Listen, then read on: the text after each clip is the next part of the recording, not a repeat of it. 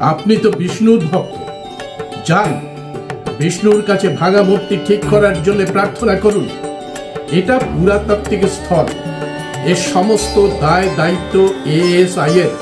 মার্জনা করবেন, আদালত এই বিষয়ে কোনো দখলদারি নিতে পারবে না।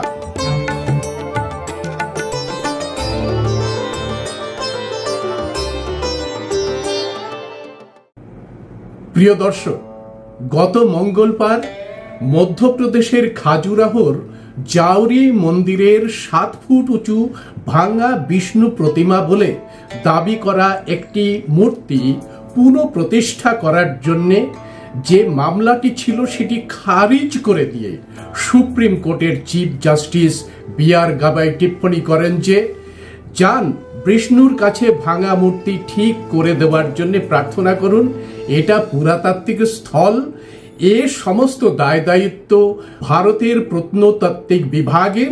মার্জনা করবেন, আদালত এই বিষয়ে কোনো ধরনের দখলদারি নিতে পারবে না।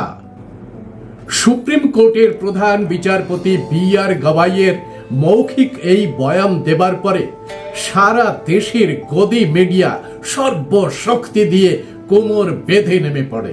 মনুবাদী ব্রাহ্মণবাদী আইটি সেল একে গেল গেল গেল বলে ত্রাহি ত্রাহি চিৎকার জুড়ে দেয়।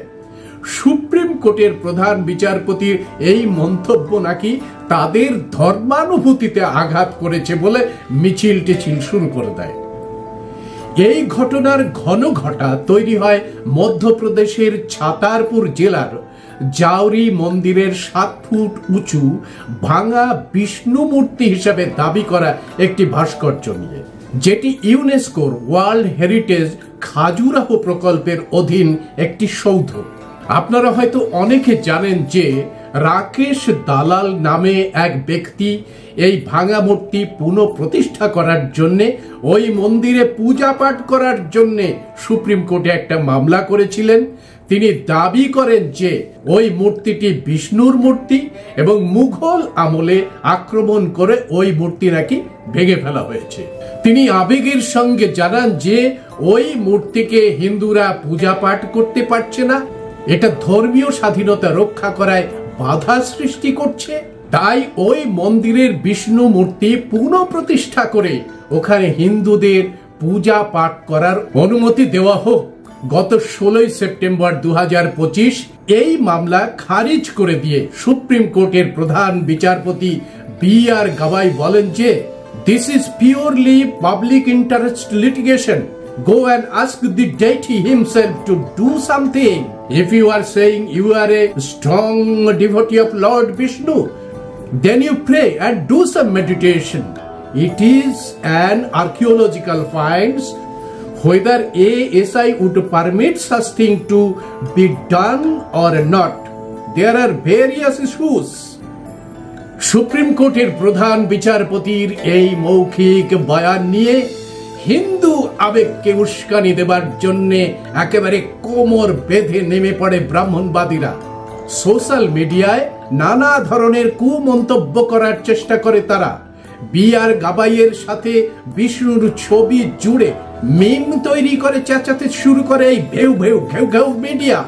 গলা ফাটিয়ে শিরা ফুলিয়ে তারা দাবি করে যে মহামহিম রাষ্ট্রপতি যেন ক্ষমতার বলে সিজিআই গাবাইয়ের বিরুদ্ধে ইমপিচমেন্ট টানেন এবং তাকে বিচারপতির আসন থেকে সরিয়ে দেন। বাংলার এক সন্ত্রাসবাদী তথাগত রায় তো বলেই ফেলেছেন যে এই বিষয়ে আদালতে যাবার কোনো দরকারই ছিল না, হিন্দুরা ওটা তৈরি করে নিক, কেউ বাধা দিতে আসলে তাকে পিটিয়ে তাড়ানো হোক। ওটা মূর্তিটা আবার পুনঃপ্রতিষ্ঠিত করা হোক, তার জন্য যা মেরামত টেরামত যা করা হোক, করা প্রয়োজন করা হোক, এবং তাতে যদি কেউ বাধা দিতে আসে তাহলে তার পিঠে চামড়া তুলে দেওয়া হোক। খুব সরল ব্যাপার, আমি এটাই লিখেছি। Beat the living daylights out of that person who tries to prevent you. হ্যাঁ, কেন বলবো না? আমি একটা খুব সঙ্গত কাজ করছি। আমি আমার দেবতার মূর্তি কেউ ভেঙে দিয়ে গিয়েছিল, সেটাকে আমি আবার পুনর্নির্মাণ করছি, সেটা থেকে বাধা দিতে হলে মারধর করবো না আমি? আমার তো এটা আছে, তো আইনে আছে, রাইট অফ প্রাইভেট ডিফেন্স। অনেকে দাবি করেন যে প্রধান বিচারপতি বি.আর. গাবাইয়ের এই বক্তব্য ডাক্তার আম্বেদকরের ভাবনা দ্বারা প্রভাবিত। কারণ 1956 সালে বাবা সাহেব ডক্টর B.R. আম্বেদকর সধম্য প্রবর্তন করেছিলেন। তিনি 22টি প্রতিজ্ঞা উচ্চারণ করেছিলেন। সেখানে ব্রহ্মা, বিষ্ণু, মহেশ্বরকে ঈশ্বর হিসেবে না মানার কথা উল্লেখ রয়েছে।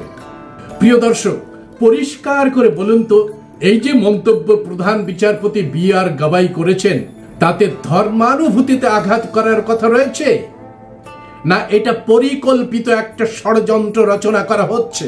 খাজুরাহের ওই যে মন্দিরটি, সেটা কাদের নির্মিত মন্দির?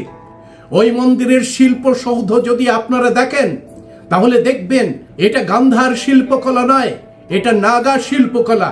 যে নাগা শিল্পকলার সঙ্গে যুক্ত রয়েছে পুরীর দন্তপুরী, সেই পুরীর দন্তপুরীর একেবারে একই রকমের একটা সৌধ নির্মাণ করা হয়েছে খাজুরাহোতে।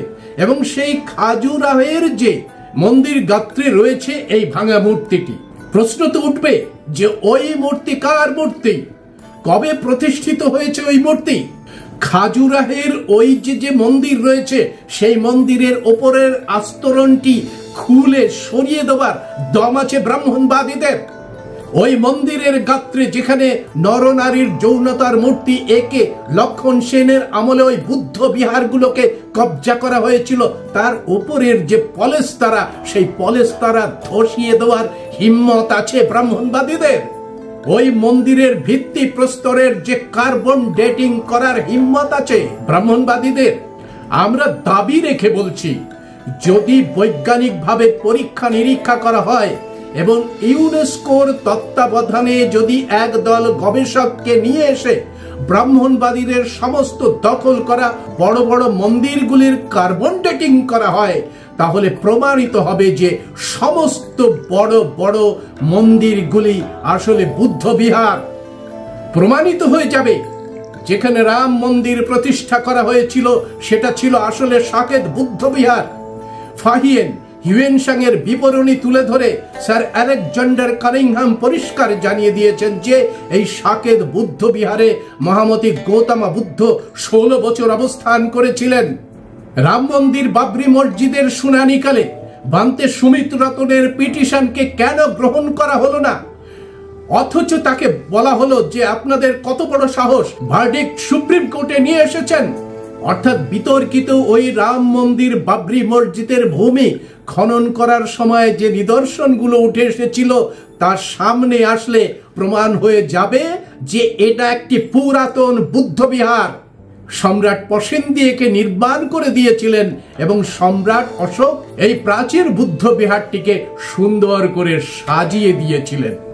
ইউনেস্কোর নিরপেক্ষ তদন্তকারীর দ্বারা অনুসন্ধান করলে প্রমাণ হয়ে যাবে যে পুরীর মন্দির, লিঙ্গরাজ টেম্পল, তিরুপতি বালাজি, অমরনাথ, কেদারনাথ, বদ্রীনাথ, প্রয়াগ, কাশী, বৃন্দাবন, হরিদ্বার সহ 84,000 ধম্ম রাজিকা সবই বুদ্ধ বিহার।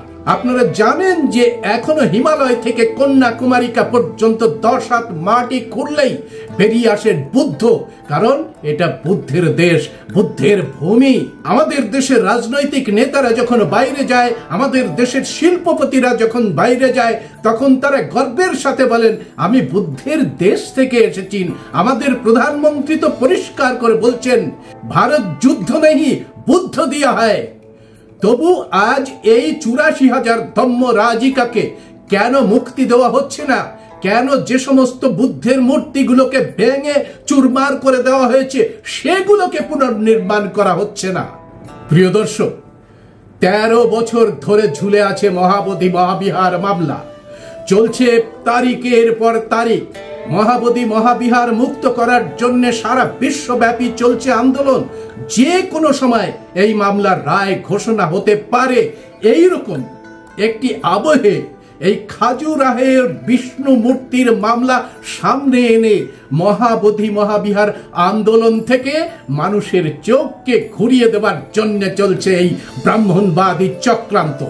মনুবাদীরা ভালো করে জানেন যে খাজুরাহুর টেম্পল ইউনেস্কোর অধীনে একটি ওয়ার্ল্ড হেরিটেজ সেন্টার। এবং এটি ভারতের পুরাতত্ত্ব বিভাগের অধীনে রয়েছে। এর রক্ষণাবেক্ষণ পুনর্নির্মাণ সম্পূর্ণ দায়িত্ব হচ্ছে পুরাতত্ত্ব বিভাগের। এই সাইট কোনোভাবেই মন্দিরের কাজে ব্যবহার করা যাবে না বা পুরাতত্ত্ব বিভাগ মন্দির কমিটির হাতে এটাকে হস্তান্তর করতে পারে না। এসব জানা সত্ত্বেও এই মামলার অর্থ হলো দখলদারি। বন্ধুরা, আসার কথা হলো মনুবাদীদের এই সমস্ত চক্রান্ত কিন্তু ভারতের মূল নিবাসী মানুষরা এখন একেবারে সরলভাবে বুঝে নিতে পারছে, আর সেই জন্যে তাদের বিষ দাঁত ভেঙে দিয়েছে ভারতের বহুজন মানুষ। তারা সোশ্যাল মিডিয়ায় এই যে আইটি সেল যেভাবে ঝড় তোলার চেষ্টা করেছিল, ঠিক একইভাবে সোশ্যাল মিডিয়ায় ঝড় তুলে এই সমস্ত মনুবাদীদের অপপ্রচারকে একবারে ধ্বংস করে দিয়েছে, প্রতিরোধ গড়ে তুলেছে এবং জাস্টিস বি.আর. গাভাইয়ের পক্ষে দাঁড়িয়ে বৃহত্তর আন্দোলনের হুমকি দিয়েছে। তাই সহজে মাঠ ছেড়ে দেওয়া হবে না। ভারতবর্ষের 84,000 ধম্ম রাজিকা দখল না হওয়া পর্যন্ত এই আন্দোলন মহা আন্দোলনে পরিণত হবেই হবে, এটা আমরা দেখতে পাচ্ছি।